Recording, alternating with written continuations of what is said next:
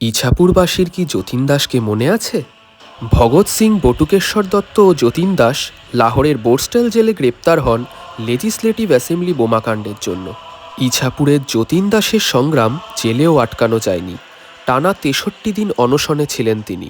আমরা একবেলা না খেলেই পাগল হয়ে যাই, কিন্তু যতীন দাস আমাদের স্বাধীনতার জন্য টানা ২ মাস না খেয়েছিলেন।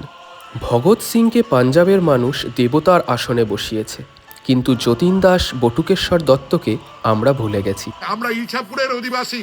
আমাদের এই ভূমিতে আমাদের এক মহান শহীদ জন্মগ্রহণ করেছিলেন, তার নাম হচ্ছে যতীন দাস।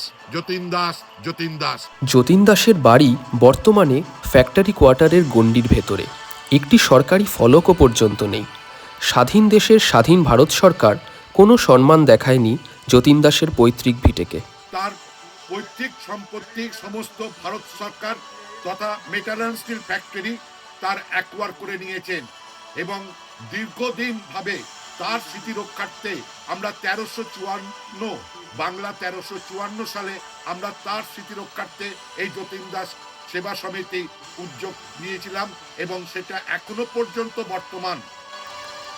দেশ স্বাধীন হয়ে যাওয়ার পরেও বটুকেশ্বর দত্তকে কাজের জন্য বহু দরজায় দরজায় ঘুরে বেড়াতে হয়। তাকে বলা হয় স্বাধীনতা সংগ্রামী হওয়ার প্রমাণ দেখাতে। তাকে কোন রকম সেই সমাদর এক পর্যন্ত দেননি। আমরা জানি না এরপরে আর আমরা চালাতে পারবো কিনা। এত কিছু হচ্ছে ভারতবর্ষে, সবাই সবকিছু করছে, কিন্তু ভারতবর্ষের শহীদদের কোন রকম কোনো কিছু করা হচ্ছে না। যতীন দাস শহীদ হন মাত্র ২৪ বছর বয়সে। দেখা যাক এখন কারা কারা ইছাপুরে তার পৈতৃক ভিটেকে সম্মান জানাতে আসে।